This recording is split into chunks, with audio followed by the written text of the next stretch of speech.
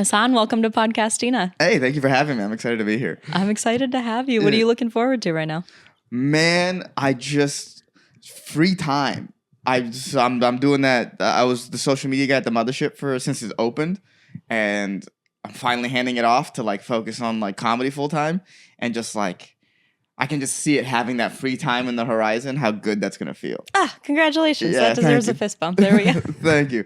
Yeah, I didn't realize like how much it's just a job, right? And I didn't realize like social media, how much that takes out of you, but it really does. Like posting every day, it's like it doesn't seem like it should suck, but it sucks. No, it sucks a lot. Yeah, it sucks like greatly.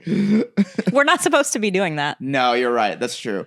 We're not supposed to be sitting in front of a computer and watching analytics and like trying to figure out how to reach more people and becoming a slave to the algorithm. Mm-hmm. We're not supposed to be doing that.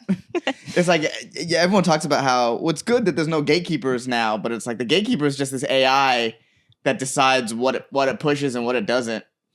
And then they could just switch it up at any second and be like, well, this is the algorithm now.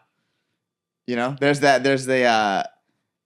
I don't know if you saw that clip where Matt Rife was talking about how TikTok was like, we're not going to push stand-up anymore because we're done with that trend. I saw that, yeah. It's like, what? They could just do that? You know, just let the people decide what they like. I know. It's so strange because I've noticed, too, that it's a lot harder. You don't really see, like, jokes go super viral anymore. No, a lot of the times the crowd work is still king in terms of, like, stand-up clips. Like, if you can get like a stable of crowd work clips going, you can get people to come out to your shows. Yes. Because I've had a fair amount of clips do very well of jokes, and those don't seem to move the needle for me as much than like I'm watching like people who do crowd work, and it's like, oh, that actually gets people out.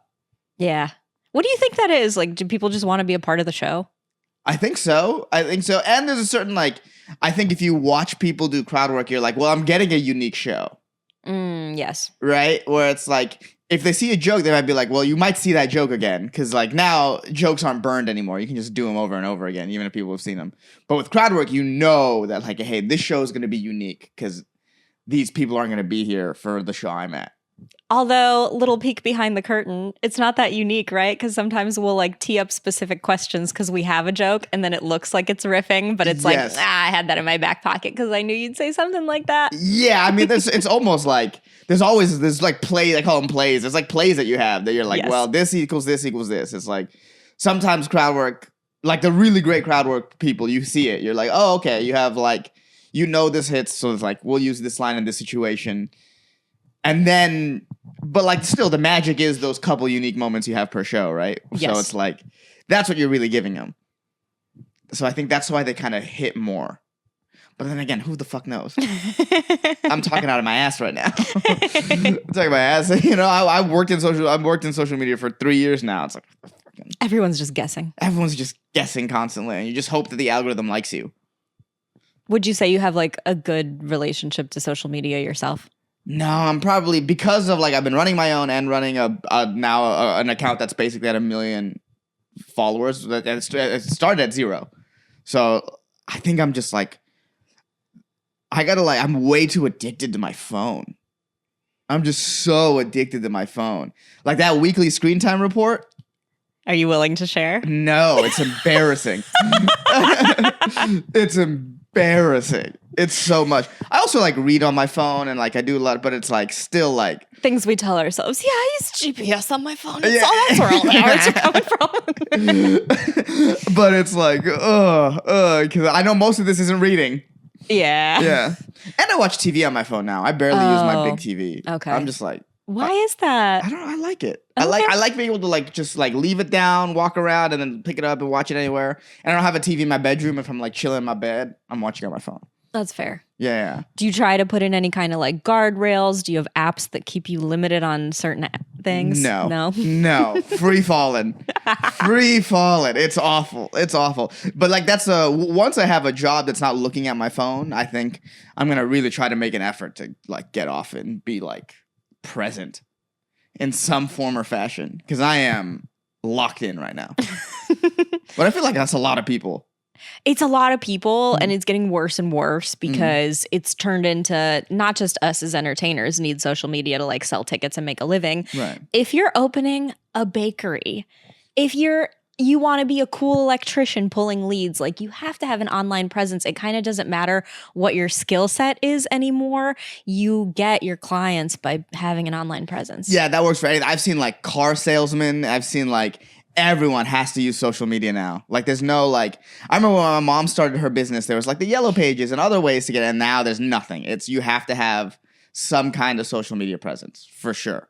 It's so depressing. Yeah. To run a business, you have to be big on Instagram or Facebook or you got to, you know, it's all, but you know what I think about too? It's like, so now there's like Twitch streamers, right? Who just like they stream their entire lives. I think about like the people who just watch it.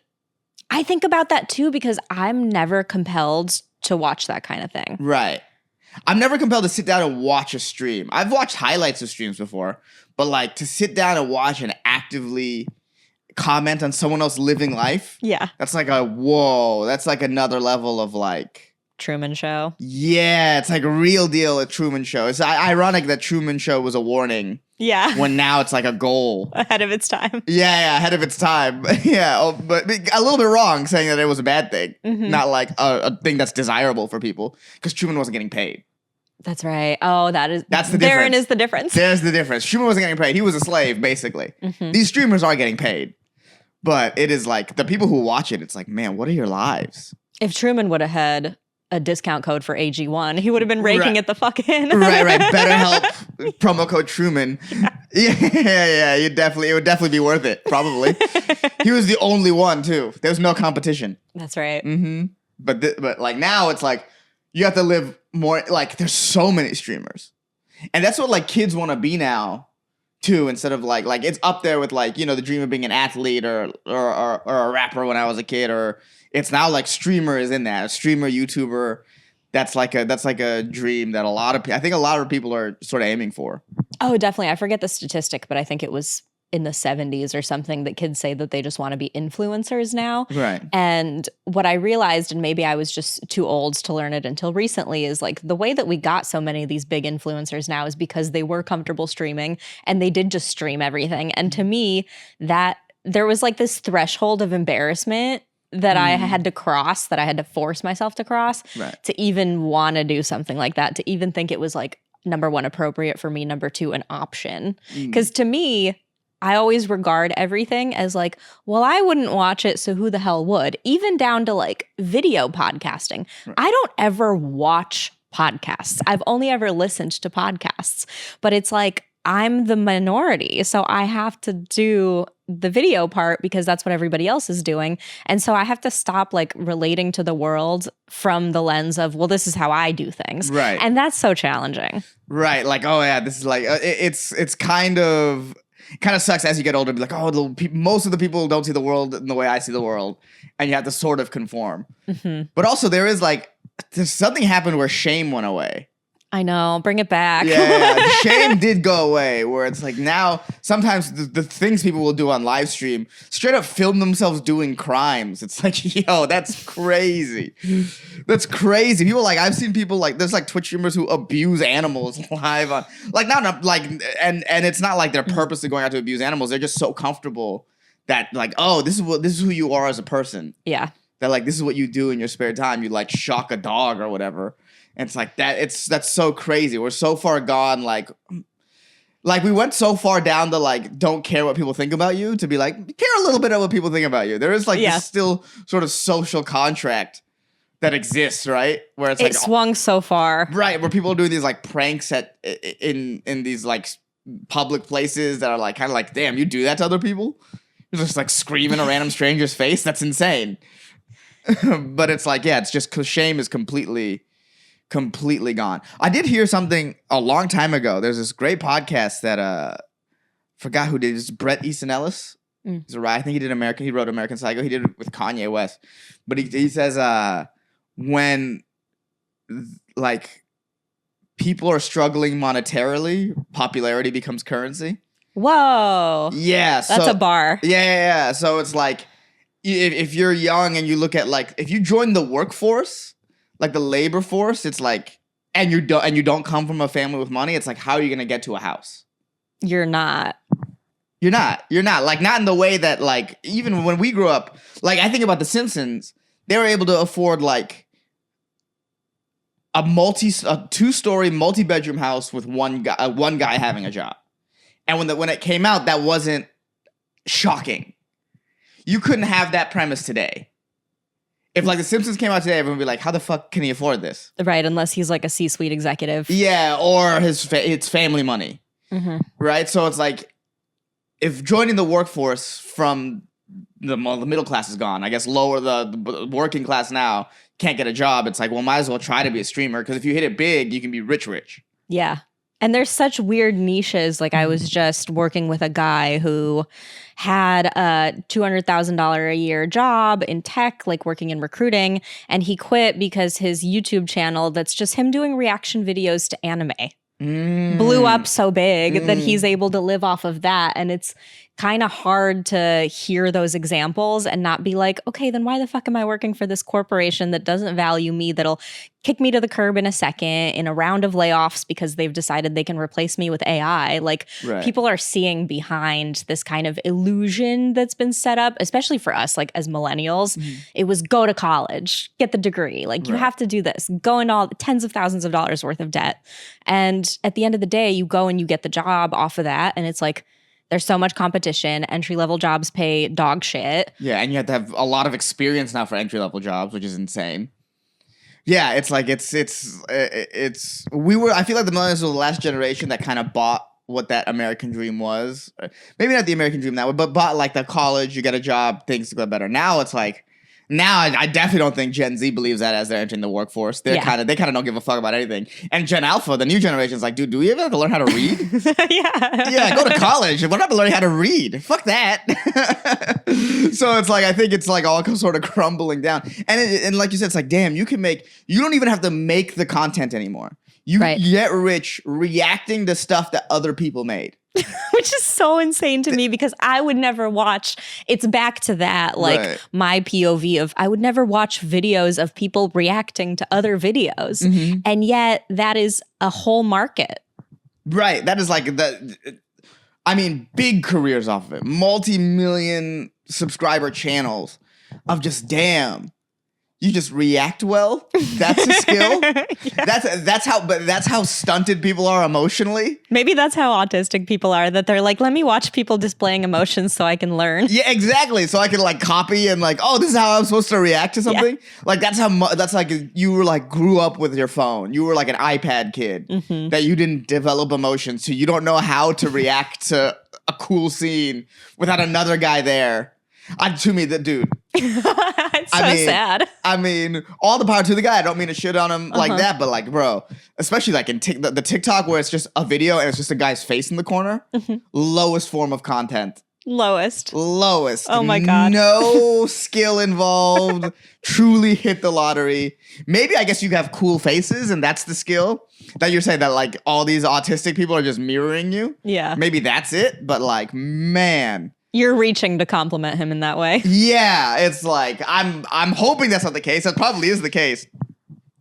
But it's like, it also, as someone who, like, tries to create things, it's like, why even?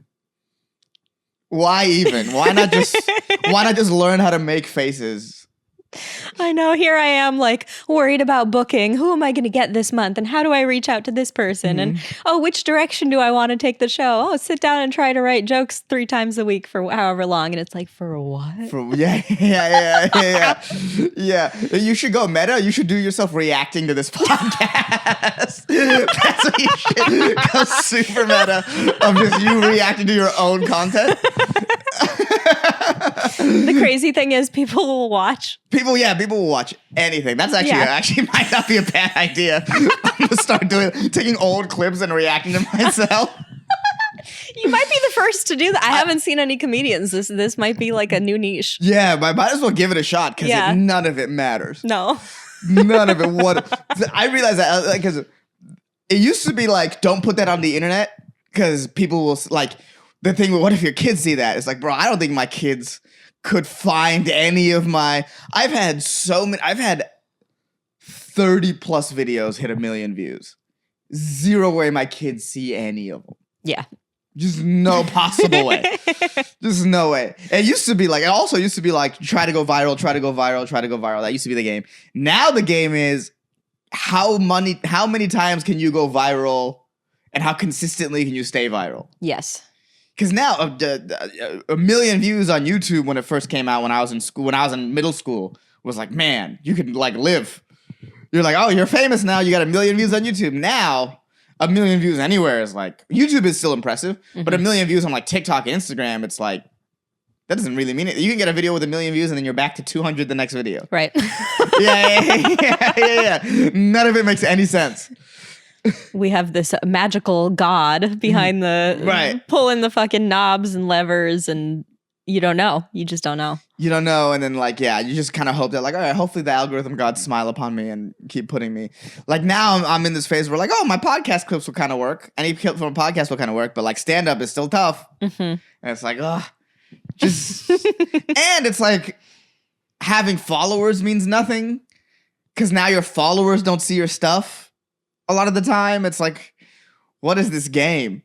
It keeps moving. I think the only thing where like for us as comedians, followers matter in the sense that like clubs will book you based on that. Right. And then they have to be good followers because they have to buy tickets because the club will book you off. But if you got all those followers off like random reels and they don't live in America and they don't buy tickets to shows or their kids or whatever, then you won't get booked again at the club because you don't sell well. But like you can get the initial booking at least off the number, but then it like matters the quality of the people in the number. Yeah. Well, the goal is because it's like I have like 80,000 followers. I don't really move tickets at all. But it's like you get the booking and then you have to show the club like, hey, I'm good enough for you to invest in me. Like you need to like my comedy enough.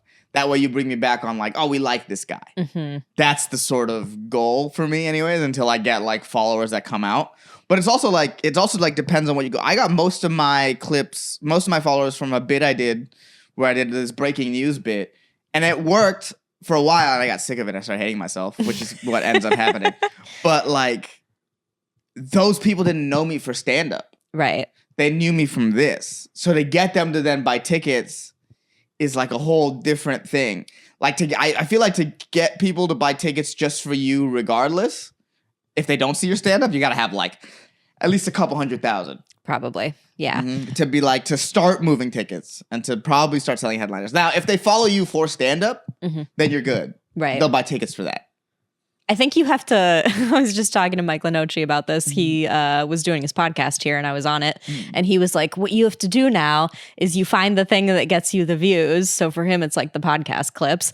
And then you do the stand-up clips knowing that they're going to bomb views-wise just to make sure your people know that you're a comedian. And I'm like, oh, okay. So you just take the hit by posting the thing that you love the most. Right. The thing that you're actually working on, the thing that you want. Yeah, the thing that you want. You take a hit so that people know, people aren't like blown away when they're like, oh, you're a comedian? Yeah, it's like it's so I wonder this is still I think about this, it's still better than the times when like, oh, you had to be on like a sitcom. It is better. Yes, yeah. You have a chance. Right. And the control aspect, like the having it taken away from executives is absolutely a good thing for our industry in general. But it's just become so oversaturated because of that, because anyone knows they can get into it and do it. Right. And so it's like, who's even actually a comedian? Because there might be someone that amasses a huge following and then they've been doing stand-up for like 6 months and they can't do an hour at a club. The problem is, that's kind of the problem, but the problem is like stand-up as a skill is so tough, like to actually be really good at. And it's like but the barrier of entry is so low that like people think like, oh, I can just start doing it and I'll be good at it because I'll have fans or whatever. And it's like, that's not how that works at all. And it's kind of, I don't know. It's like you let people have their day. So I'm not like mad at all these like Instagram people like doing stand-up all of a sudden, but it's like, I don't know if you're going to get a sustained audience, but get your bag. Yeah. Because that bag, when you sell at a club, is nice.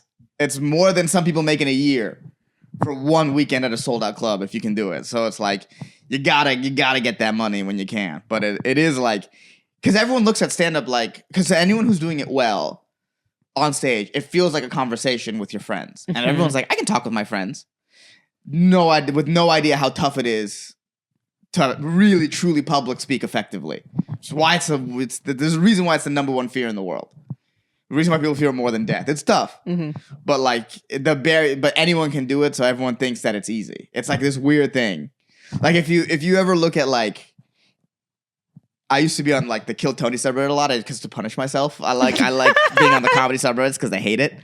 But it is. Do you find yourself in there? Sometimes. Yeah. And you know what it is? When I started finding myself is when I stopped looking at it. Okay. Because then I'm going to start caring what they think. Yeah. And that's, for a while I wasn't in that world. So I was like, I can just read it. It's kind of funny. But now that I'm in the world, I'm like, I'm good. I don't need to read about myself. Because then I'm going to feel personally attacked. I was like, these people don't know me. But the vibe is they all think comedy, because they watch a lot of comedy, they kind of think it's easy. I remember one of the comments I got when we were interviewing Cam Patterson on our podcast, solid show, check it out, was...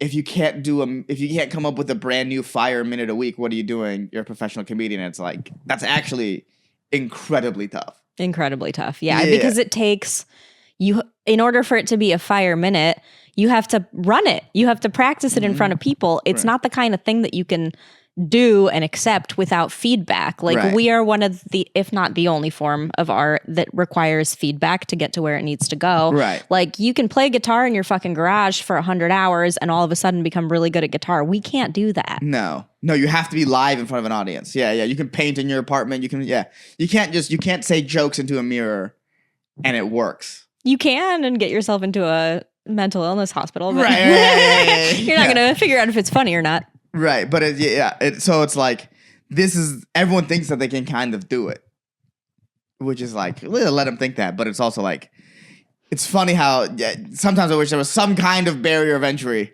Yeah. Before you're like, hey, if you post stand up online, just show that you've done a couple shows before you're like, because now, which is wild to me, people go viral off like open mic clips. I know, because the audience can't tell the difference. Yeah, and now we're so steeped in irony that people will like go viral off clips of them purposely bombing, and it's like, that's dope. I'm not, but it's like what's that hour gonna look like? Like now that you have people to talk in front of, what's that hour gonna look like?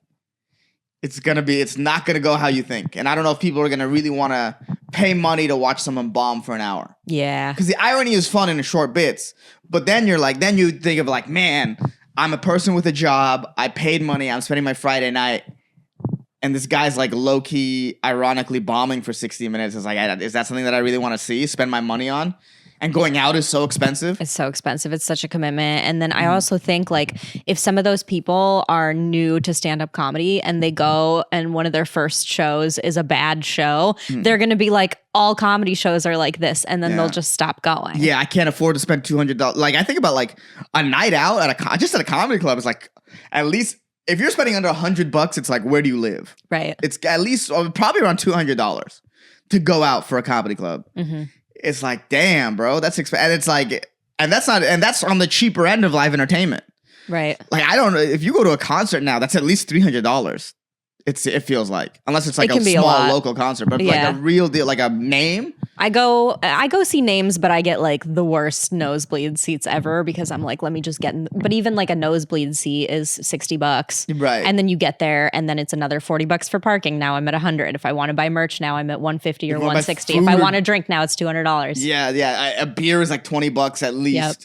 So it's like you're spending money to go out.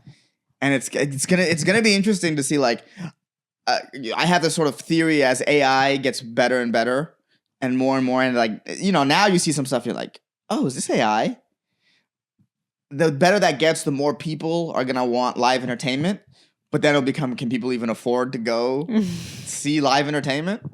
Because like, where do people like? There's no, I've talked about it before, but there's like, where do people go to meet and hang out? Now. No, I have this issue as a single person in a new city. I'm like, where the fuck am I supposed to go to meet people? Because all I do is comedy and I'm not like exposed to anything else. And so I will like, I mean, I go to concerts. I guess I meet people, mostly other women. Right. But I wonder about that too, of like, where am I supposed to go? Because people don't talk to each other at the gym. People don't talk to each other at coffee shops. Well, yeah. Well, the gym is like, there's now, if you talk to someone at the gym, there's a fear of like, am I going to end up on like some weird, this creep tried to talk to me? That's you know true what I too. mean? Yeah, you know what I mean? Like the gym is like a whole thing of like you definitely don't want to end up on some like random compilation. Because that happens to people where they'll just like look at a person and now they're in some like, look at this creep. And it's like, was he a creep or was he just looking around? Yeah, he's just trying to see if the fucking leg press is available yet. Yeah, exactly. So it's like the gym is like a whole thing. Coffee shops, I don't know, it would feel, because I go to a coffee shop every day and I think about that, but like, it would kind of feel weird to just talk to someone at a coffee shop. It would, wouldn't it? Right? But that didn't used to be the case. That didn't used to be the case, but now it's like, man, everyone's just in their own sort of world. That it's like, I have the benefit of like, okay, at least I'm meeting people post shows, and I have like, there's like a place to hang out, but it's like, but it didn't cost me money to be there. Right. But it cost that person money to be there. And that's sort of what I mean. It's like, if I didn't have a built-in thing that lets me meet people, it's like to even go out and meet people, it's going to cost you, it's going to be some money. Yeah. It's going to be like, I joined there's that bathhouse near here. Have you been there? No, not yet, but I wanted to see it. Okay, yeah. So I joined that. And like, it's funny, you meet people in the sauna, but I think about that. That's like I pay a monthly membership for that. Mm-hmm. It's like kind of the price of meeting people now is you got to pay something, you know, or you gotta pay one of these apps. Yeah. So it's like, it's expensive to meet someone now. It really is. Mm-hmm. Yeah, I pay for an app, so it's like you pay for. I've done that before, and it's like I did it last year. I was like, let me start, and it's like it's not worth it. It's not worth it at all. It's not worth it. I've gone on one date off of it in 3 months. Here, yeah. I find, and maybe this could be a race thing for me, anyways. But I found that the apps, and maybe it's just a numbers game, worked way better for me in Los Angeles. Mm-hmm. I was like consistently. Like matching with people and meeting people, and like I would go on like a few dates a year off the apps. Mm-hmm. Here it's like barren. Wow. Yeah, here it's and it's like people have seen me here. This is why I'll get on the app sometimes. It's like people who are not interested in meeting me but just want to tell me that they like my set. One time I talk about it in my act, but I came across a girl who had me in one of her pictures. Nuh-uh. Yeah. like look at this comic. Look at me with it, because you know how sometimes they'll take pictures with comics, and then I was the comic. Mind fuck. Actually, like, you kind of cool, kind of like a funny story, but in the moment it was also like weirdly scary because it's like, what is this? Did you match with her? No. There's also that level of like, whoa, what is that even? Do you have red flags when you're like out looking? You have obvious things that you're like, oh, this person ain't it. You know, I think sort of a big red flag that I've learned is if they shit talk their parents. Oh, that's a really good one. Mm-hmm. If they kind of like, look, everyone obviously has problems with their parents or whatever, but if you're like with someone you just met and you're kind of shitting on your parents, it's like, man, my parents made mistakes. I still tried that. And to be fair, I had good parents. Mm-hmm. So, you know, I know there's people out there that had shitty ass parents, but it's like, maybe not the first date. Maybe the first date isn't the time for that. But yeah, how quick they are to shit talk their parents, I think, is kind of like, that's kind of like a red flag for me. Has that happened? Have you been on a date where someone just like goes in right away? Yeah, well, I dated someone that constantly shit on their parents, and I was like, and then I met their parents, and I was like, maybe, I don't know. But it's like, but because of that, I was like, oh, that's like a big red flag for me. That's a good one. Mm-hmm. I like that. Mm-hmm. Do you got one? Mine are always kind of like signs of anger or signs of possessiveness. What's like a low-key sign of that? Door slamming. Interesting. Mm-hmm. Even like just like people will just slam the doors like regularly. Like there was a guy. Well, I say this example because there was someone I was like in a talking phase with, and I watched him get really mad that his like lock was jamming. And once he finally got it open, he slammed the shit out of the door, like really, really hard in front of a woman. And to me, that just signals you don't know how to process your emotions if you're taking it out on a door, which could lead down the road to you taking it out on me. So if you're that type of person that you can't control yourself and you have to slam a door, that probably means you have some kind of rage issue or you have just an incapability of regulating your emotions. And to me, emotional regularity is like, I need a calm person. I can't have someone that's gonna like yell at me. Oh, interesting. The door, that's a good one too. Door slamming is like, yeah, I could see that. I could definitely see that. Do you ever, I mean, what blows my mind is sometimes I'll hear like, date stories from my friends at the club, and they talk about like the guys who like only talk about themselves. That happens a lot. That's so funny. That's so funny to me because I like, as a guy, talking isn't our best strength. And I used to say this because I used to be in this long distance relationship. And the reason why a long distance relationship sucks as a guy is that you have to talk your way out of situations. As opposed to like, there's so much that like cuddling and I like stuff like that like just being there physically can actually like because when you talk, it's all about tone and all about, guys aren't the best at that. We always talk ourselves in the corners. Constantly. That's what we're constantly doing. I almost did that now where you're like, am I supposed to? You know what I mean? So it's like, it is so funny to be on a date where it's like, no, the win is if you get her talking. Yeah. I've got nothing that interesting to say. That's a wise nugget right there, because so much, and I have had this happen to me, and I know so many women that have had this happen. We go on a first date, and I'll cut this off before I get to the first date, because to me it's very obvious in the app where if I'm carrying on a conversation with someone and I've asked 2 questions, if it gets to like 3 questions and they haven't been reciprocated, I'm out. And that it has happened countless times where it's just me asking questions. There's no volley back and forth. So I know if I go out with this person, and I have ended up on dates with this person, where it's like I'm carrying the whole fucking conversation, and if I stop asking questions, it's going to go into the ground. Right. Like for some reason, there's this thing, and I don't want to make this blanket statement that it's men, but it is. Go on. Before I rebuttal. yeah, and I want your rebuttal maybe, where I have one. I'm noticing so many men don't ask questions. And I'm like, what in the fuck is that? Why are you making me carry the whole conversation? I don't know. I'm a big question asker. So I'm also, like I said, I'm also like not trying to talk as much so I don't talk myself into a corner. So it's just something I do because I have strong opinions with nothing to back it up a lot of the time. So I know if I say a bunch of shit, people are gonna be like, what? So it's like, that's why I'm a podcaster. But yeah, I think it's more of like a peacocking thing, right? You're like trying to show off why you would be suitable to be with, right? It's like dressing fancily, or I think it's part of that. You're trying to like peacock. I think that's what it is. But it's like at this point you're dating adults. Like the fact that they haven't figured that out. That's such a like if a guy's in his early 20s and does that, it's like that makes sense. You're kind of like really new to like dating as an adult. But like now, if you're doing that with guys in their 30s, it's like yo. But like everyone's so emotionally stunted now. They really are. I mean, I was dating a guy who even on the second date, I felt like he asked me no questions at all on the second date. Damn. Well, I'm like, I think he thinks this went well.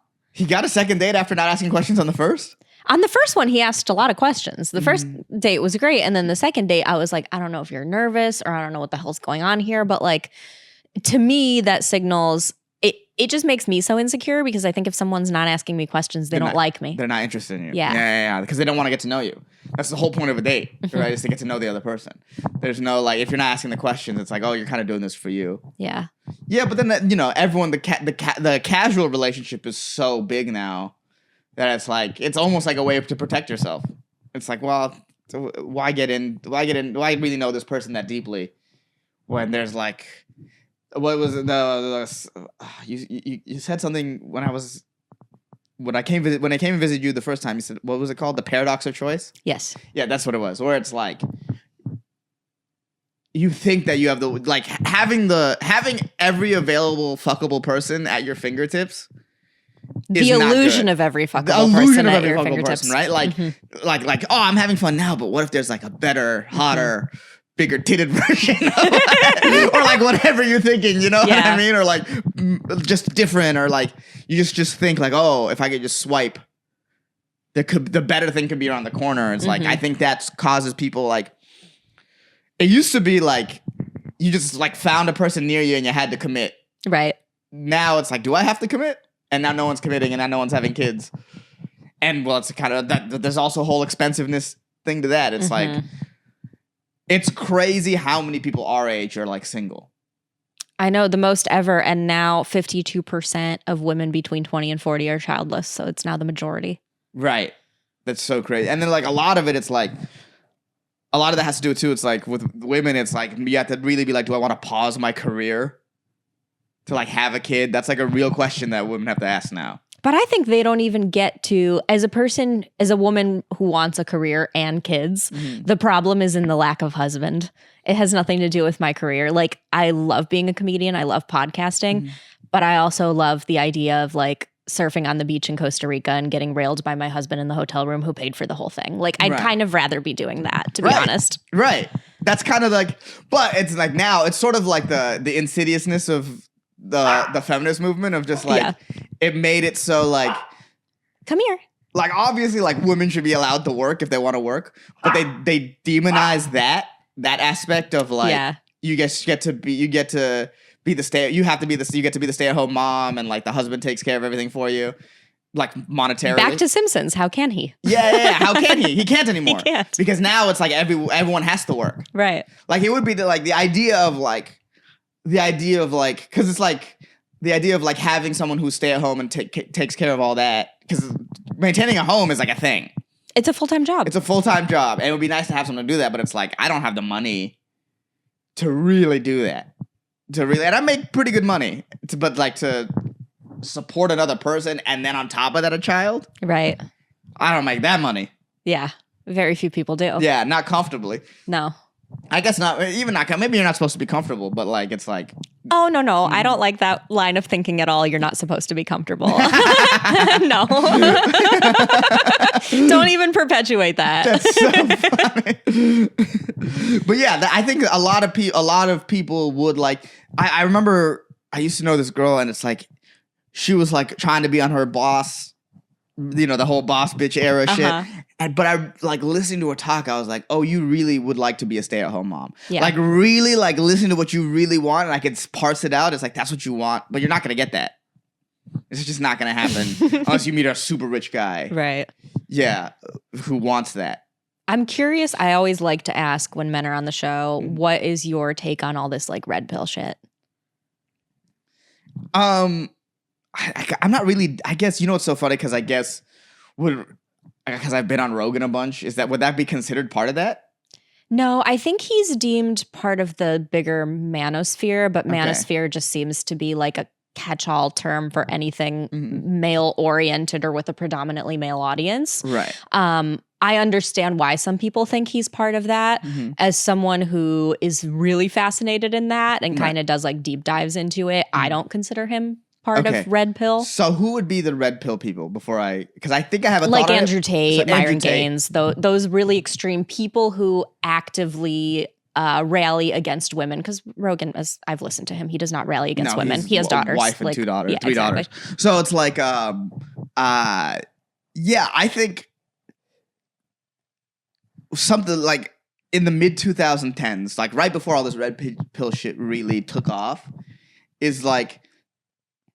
And sort of the reason why the whole like MAGA became big too is like they like young men who really hadn't done anything were being told that they were bad for what the previous generation, like the Harvey Weinsteins and the Bill Cosbys, that got lumped onto young men then. Because I remember in my early 20s when all the Me Too stuff started happening, where I was like, man, I'm not even gonna, with comics, I don't want anything to be taken out of context even, like, super professional, which, obviously, there was good things that came out of that. Because I remember one time, I was talking to this much older comic who's not around anymore, and he was like, I was just getting this girl up on an open mic, and he was like, oh, back in my day, they would have used to have to give a little something to get on the open mic. I was like, Jesus. I remember thinking, like, Jesus Christ, man, it's not that. And I remember, this was right before Me Too. I was like, I remember thinking, like, hey, man, it's not that serious. They want to be on open mic. They don't have to fuck me to get on it. That's insane. but that level of that culture got put onto us. Like, this is what you, like, you know what I mean? And like, yeah, you're right. Guys who really didn't do anything got told that they were bad, and then they got I think they got a little bit afraid to like put themselves out there, and like the rejection that comes with that, because to really meet someone and to really like be out in the world as a man, this requires constant rejection, and learning how to deal with that. They never learn how to deal with that, right? Which is a normal process in life. And so because they were ignored and told they were bad, these sort of guys came in out of nowhere and was like, or not out of nowhere, and then told them like, hey, you're not bad, they're bad. Yeah. They're bad. And it's like a counter reaction to a reaction. So it wasn't like, there's certain things in that world that are like, okay, like it's nice that someone's talking to you, but now they're taking advantage of you in a different direction. Right. Right. And they're told like, hey, women are bad, or when the reality is like most people kind of suck. Yeah. In some way. And you totally. Yeah. If there's a bell curve and 50% of people are better than the average, that means 50% are below average, and we're running into them half the time. Right. Or we're part of them and we don't realize it. So no one thinks they're on the bad half of the bell curve. Dude, I'm bottom bell curve Ahmad. That's what they call me. I know exactly where I stand. But like, yeah, I think it's that. I think it's like, man, like you can't just ignore a subset of people for a long time and then or actively tell them that they're bad and then not have some sort of counter reaction coming. So that's kind of what happened. It's just like men trying to get some sort of agency, and a way you can do that is by instilling fear into someone or instilling anger into someone. It's easier than to build them up. Yeah.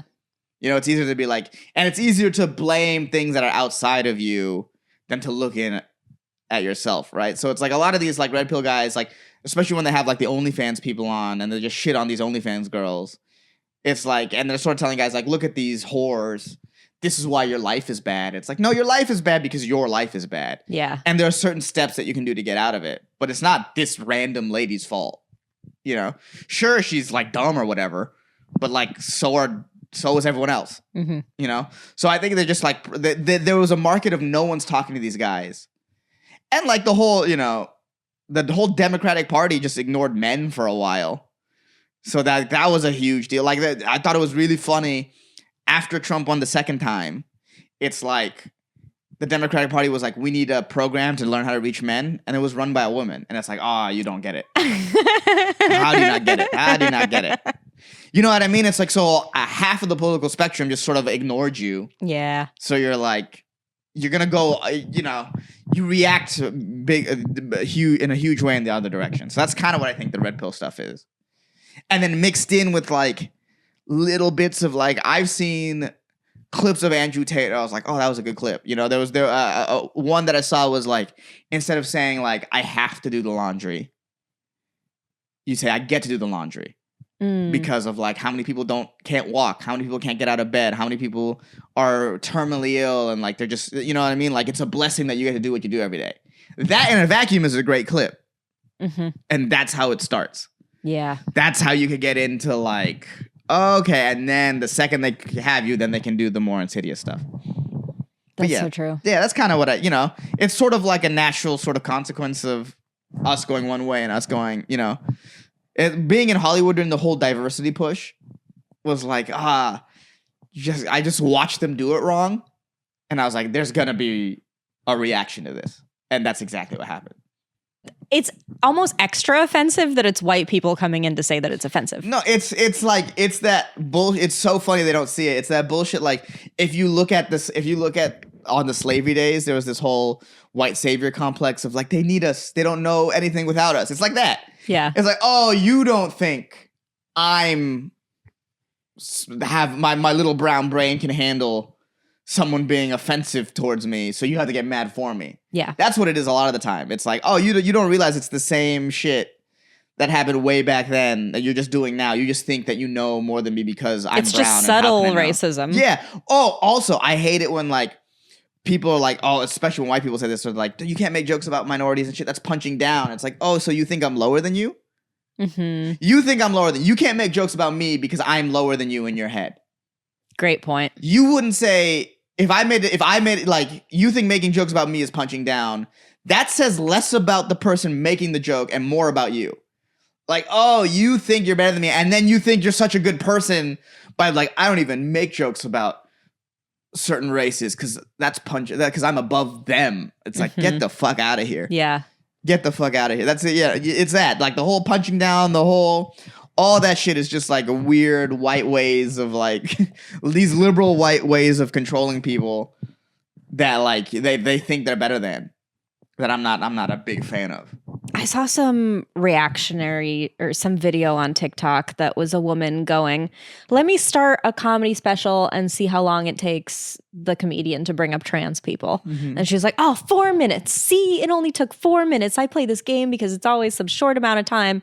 And it's like, so is the answer just to not talk about trans people at all, or to have them in the conversation and normalize it more and be like, this is a legitimate experience. Let's keep talking about it and shedding light on it. If you're not talking about it disparagingly, you're just talking about it. Isn't that inclusionary? Right. Or it's also like, are we just not allowed to? So there's just like, you're just not allowed to make jokes about this one subject if you don't like what? So are they people or are they not people? Right.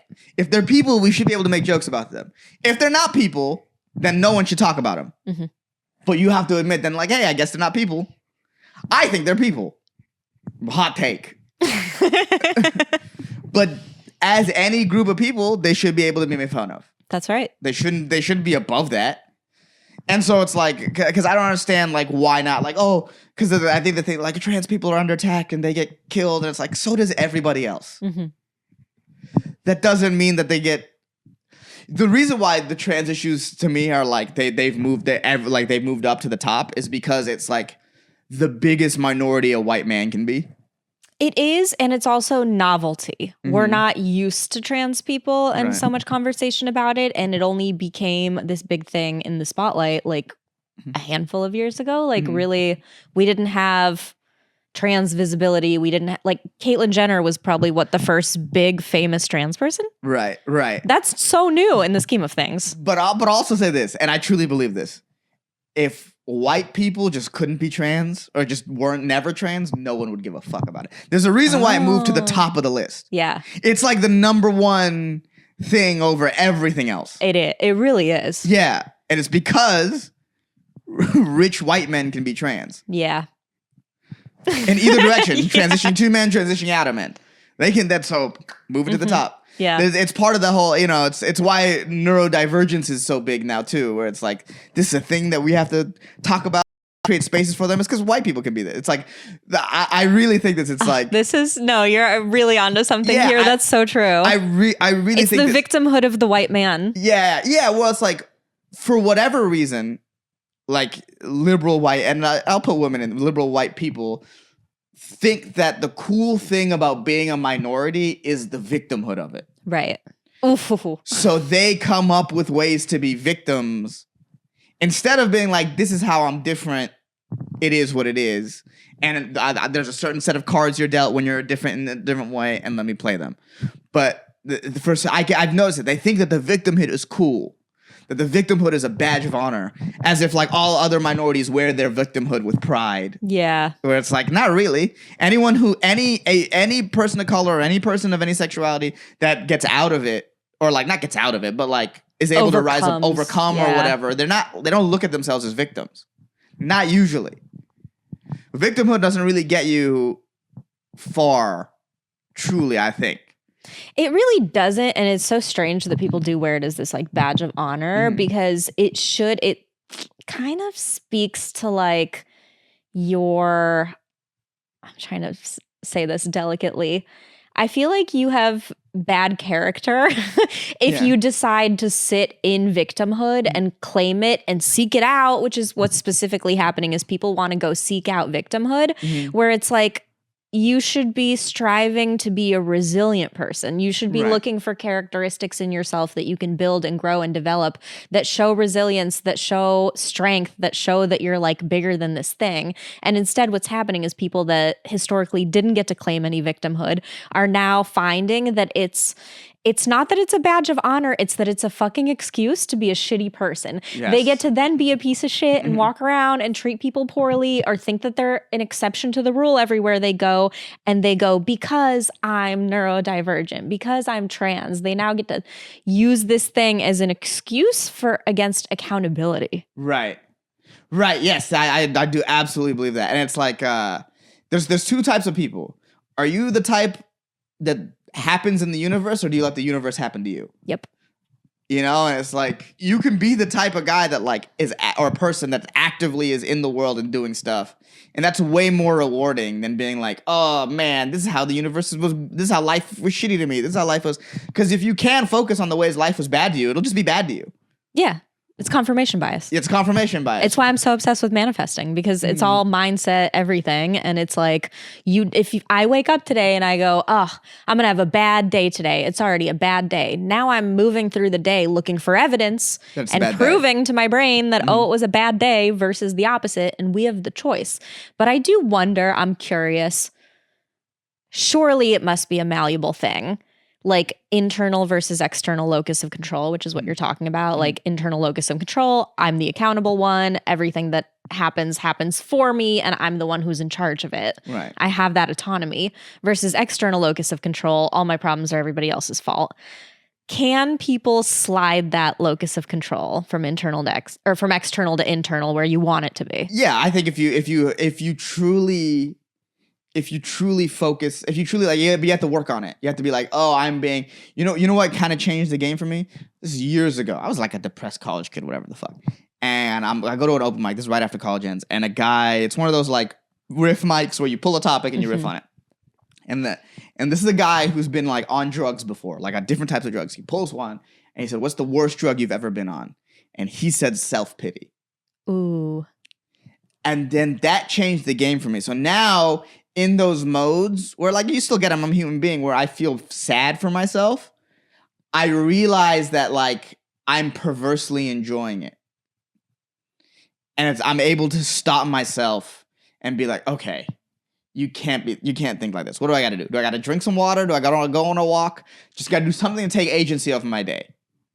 But like that, but you have to realize that. You have to realize that when you're in those modes of like, I'm super just fucking down on myself, that you are like weirdly enjoying it. Because it's so easy to be like, woe is me. Because the universe is so big and there's so many things you can't control that you're like, you can easily be like, oh, it's happening to me. That's why the appeal of God is, I get it now as an adult, of like, oh, there's just things you can't control. And it's easy to just be like, that's out of my control. It's in God's hands. That's the sort of appeal of religion. It's like the older, I think that's why older people tend to get more spiritual as they get older. It's like, yeah, that's happened to me. yeah. Oh, whenever someone like tells me they're an atheist, I'm like, oh, I was in middle school too. Mm-hmm. Yeah, I get it. I also was there. But as an adult, you got to be like, well, even if you don't believe in God or whatever, you have to realize that there's things you can't control. And you have to put that in the hands of a universe that's like out of your control, and that is what it is. But it's easy to just sit there and be like, it's happening to me. But yeah, that's sort of, but you have to work on it. And that's sort of, I think, a lot of, depression, what depression is as someone who was depressed. It was a lot of like the focus of control is, instead of you, it's outside of you. Mm-hmm. And then, there's so many people that like, I'm not a big, like the older I get to, I'm so glad in college they try to put me on pills. And I was a little bit like, no, I don't want to do that. I'm so glad I didn't. Because it seems like when you get on pills for that, you're just always on pills. Right. You can never stop. The second you stop, you get more suicidal, which is kind of like, that kind of defeats the purpose, right? Because like if you take, like think about, that's what I think about like if you take antibiotics, like say you have an infection. When you stop, when you do the whole course of pills and you're done, you're not supposed to be infected anymore. Right. So to take a whole course of antidepressants, and if you stop, you want to kill yourself, then it's not treating the problem. Yeah. And it's also, what is the problem? Is the problem that you're sad a bunch, or is the problem that you're not happy? And I think people, for some reason, I guess through TV or whatever, people are sold that happiness is a state of being. It's not. It's fleeting. It's a feeling. It's just like being tired or angry or anything else. Like you feel it for only about 90 seconds, actually. Right. Yeah. You're not supposed to feel happy all the time. And we have a name for that. They're called manic, and they're scary. Right. Yeah. Anyone who's happy all the time, you're always like, whoa, what? No, existence is suffering, and you work and you get to feel moments of happiness through that work, whatever that work may be. So it's like whenever I feel sad, I'm always like, do I got to take a walk? Do I got to exercise? Do I got to talk to people? Yeah. Because that's huge. I haven't talked to anyone all day. And if I do all three and then I feel sad, then I was like, okay, maybe I'll talk to someone. But usually one of those things, water, walk, talk, makes me feel a little bit better and just more agency over the day. Yeah. I'm doing and just doing stuff. There's an acronym for this when you're like in a bad mood. It's HALT. Are you hungry, angry? What's L? Lonely or tired? So if you're one of those 4 things, like figure that out first, because there's pretty easy fixes to that, right? If you're hungry, eat. If you're angry, do a breathing exercise, do some breath work or something, take a walk, like just move the feeling out of your body. I think movement is a solution for anger. Do something. Yeah. Like all 4 of those can be like fixed in 30 minutes or less. What got me out of like being a depressed person was I was like 25 or whatever. I just joined, there was a slow pitch softball league for comics. I just did that once a week. And then all of a sudden I started doing more things, and I got a gym membership, and so it just starts somewhere. Yeah. But it's got to start with some movement. Yeah, it does. It's like people just want to, I think you're sold that a pill can solve all because like modern medicine, when antibiotics came, there was a pill that solved a problem. Mm-hmm. But then when brain stuff, it's like we don't really know what's going on there. Just to fuck with your chemistry is like, I don't know. Unless you're like actually psychotic. Right. I think we go so quickly into pills for depression that it's kind of crazy. We do, and it's part of this bigger problem. I just came across this woman's essay, and she made such a good point about how efficiency is killing our humanity. Mm-hmm. And she did it in the context of how she used to really enjoy waiting for like the water to boil for her to make herself a cup of tea. And now they installed this hot water tap in her office, and it's taken away this meditative moment of like this inefficiency that makes us human. And it's similar with medication, especially like personality changing medication, where it's meant for efficiency, but it's taking away the process, the ritual of, if you're depressed, the ritual of going for a walk will help you. Right. But we're taking the ritual away and swapping it out with efficiency. So some pharmaceutical company can make money. And so you think it's like this quick fix. You just take the pill and it's over. Yeah, and I'm happy. Yeah, but the ritual is actually where the solution is. Mm-hmm. Yeah, everyone. Well, yeah, the idea is to make you produce more. Mm-hmm. In the long run, it's like you got it. You can't be sad. You got to produce stuff for the economy. That's kind of it's like there's so much like we're like fighting boredom now. Like I think people forgot it's okay to be bored. They did, yeah. Where it's like, oh, you're bored, you take this pill, or you're bored, fucking doom scroll, like get your dopamine hits. It's like, I think you're just supposed to be bored sometimes. That's kind of like where you figure stuff out. It's just like, oh man, I guess I'm bored. Yeah, so but everyone's just trying to avoid that. And it's like, and now it's like we talked about the economy and popularity. It's like, oh, if I'm not grinding, I'm not moving. Yeah.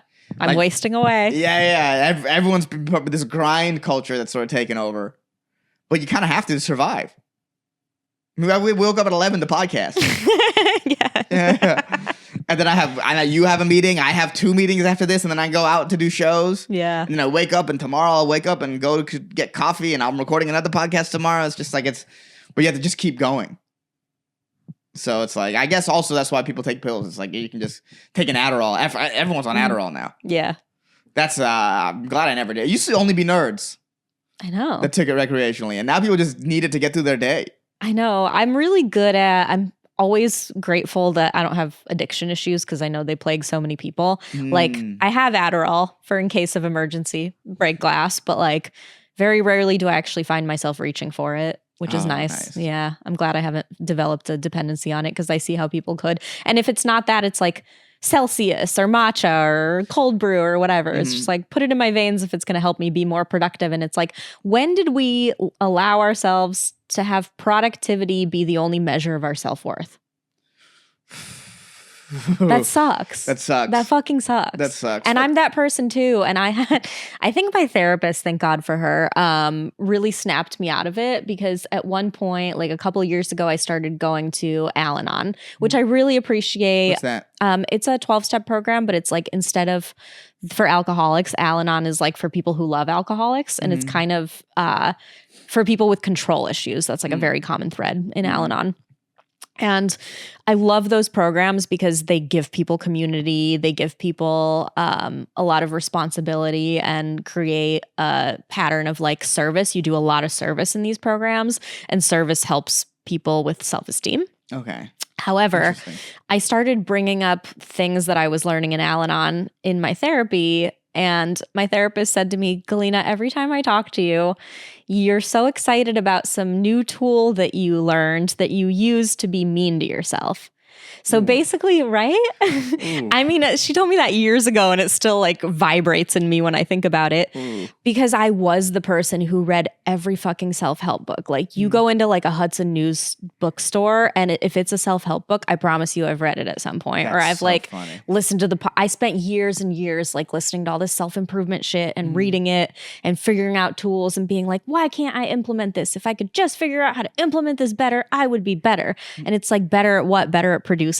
That's so sad. Right. And so now the work for me is trying to unbuild this narrative that I have to be productive in order to be worth something. It's a hard lesson to learn. Damn. I literally had this thought yesterday of just like, outside of how far I've made it in the world of comedy, like where do I put my value in? Like that's so much of my value is like, oh, look at my stage act. That's like, oh, that's kind of gross. Where it should be just, hey, I'm a human, I'm alive, I'm supporting my friends, I'm putting love out there. That is worth it in and of itself. Yeah. Yeah, it's like, I think my mom said is just like, you just got to realize that you're worth it. Yeah. It's like, oh, that's kind of wild. Yeah, it's like, oh, my worth isn't dependent on how far I am or how many followers I have or how much I made this group of people laugh. Because there's always somebody else who's done more and has more. Yes. Yeah. So you'll never win that. Yeah, you'll never be that. There's always someone who's done more. And then you have to like learn that your happiness doesn't come from external things. I think that's the tough part. It is. And it's not happiness you should be aiming for. It's just contentment and peace. Right. It's peace. That's what my cousin told me. She's been married to her husband for like 20 years now. And that's what she told me. She was like, everyone wants to be happy all the time in their marriage. And it's like, that's not a possibility. It doesn't make any sense. It's, am I at peace with this person? Yeah. Is my life more peaceful with this person than it is without it? If I have my peace in this person, then it's like, that's what it's about. It completely reframe my like, not reframe, but it's like, oh yeah, that's what you should look for in a relationship. It's not like, are we flying high on this like, the endorphins of love or whatever. It's like moments like where it's just like a Friday and you're both just chilling at home and you're not even in the same room, but you're just like, oh, this feels like home. Yeah. That's what it's about. What's like a simple dopaminergic activity for you? Oof. Man, I haven't thought of that. Right now, I'm really enjoying going to that sauna. That's a great one. Yeah, just sitting there and just being in the heat and being like, oh, I'm sweating. And I know it's good for my skin. Like, the older you get, you're like, well, like, what and my mom aged super well, so I know I have those genes in me. So it's like, oh, if I take care of myself, I think that I'll age good. So it's like that. It's just like, oh, I'm taking care of myself. It's like, and it's all I'm doing is sitting in a hot place, but it feels like I'm taking care of myself. Yeah. That's all. That's like a big, like if I have time today, which I probably won't, but I go like 3-4 times a week to that place. Nice. And just sit in the sauna. And just chill. It's nice. So that's a simple one for me. How about you? Mine is walking through like a Home Goods or TJ Maxx. Yeah. Mostly Home Goods. Very woman of you. It is. It's a very female activity. But it just does bring me joy. Like I don't need to buy anything. I just like walking through there. It just does something for me. Oh, I can see when I paid Bianca to help set up my apartment because I'm a guy and I don't know how to make a living space. And I went to Home Goods with her. And it was like... She was elated. Yeah, I was like, oh, this is you at your best. Yeah. I can see, but it is like sort of like, okay, like, I have thought that of like, I wanna have more decor and stuff in my apartment. And then I realized like, you know what? I know my limitations. There's a woman out there that's a homemaker that's for me, and I'll wait till I find that person before I like... Because if I try to do anything, it's going to look like a fucking 8-year-old kid. Was like, there's a dinosaur head in here. It's like, I don't like, it's fun, but I don't really need that. Yeah. Yeah. I don't, because every time I go to any of like my female friends' house, they're like, oh, this feels homey. Like, this is what I really want. Yeah. It's in our DNA to do it. Yeah. It's like, but that's what I mean but it's like that through the whole like women have to work thing. That's been like that's been like overlooked as like a valuable skill. Yeah. Something my mom told me is like, yeah, you want someone like in a relationship, you want to be the one, like for me, she was like, you steer the ship and then she makes sure everything on the ship is okay. Your mom's a wise lady. My mom's my mom has a lot of wisdom. Yeah, it sounds like it. Yeah, a lot. It's crazy talking to her. She'll just drop nuggets. So yeah, but it's like, yeah, that's kind of what I'm looking for. It's like, yeah, I'll steer a ship, but you make sure the ship, because if I can't steer, if everything's in tatters, right? Which it feels like sometimes it is. Yeah. Where it's like, man, I look at my life sometimes, it's like, man, from the outside it looks I'm doing well, but it really feels like I am just holding this together by a string, and it could unravel at any second. I say that all the time. I say my life is currently a boat with a lot of holes, and I'll go over here and plug this hole, and then there's a leak over here, and I'm like, shit, I can't plug this hole without letting this one go. Yes, that's how it feels, and that's why a partner is so important. Mm-hmm. You got to find someone who is able to plug your holes. Yeah. Find someone who's able to plug your holes. That's kind of. That's what we're all sort of looking for. That's what we're all looking for. Yeah. That's a beautiful place to wrap it up. Yeah. Love it. I love it too. You are so He's such a good boy. Yeah, I know, right? Yeah. Well, Ehsan Ahmad, where can people find you and see what you're doing? Instagram, Ehsan J Ahmad. I'm on the road at Ehsan Comedy, EHSAN comedy.com. That's where I tickets to my shows. And I have a podcast called The Solid Show with my friend Derek. Check it out. We have a cool Patreon coming soon, so get in on it. Yeah. Amazing. Well, thank you so much for doing the show. Thank you for having me. Of course. And thank you everybody for listening. Bye. If you know somebody that would enjoy this episode, feel free to share it with them. And thank you for listening to Galina Rivina Podcastina, the show where I try to be the person my dog thinks I am. Don't forget to hit that subscribe button so you never miss an episode. See you on the next one.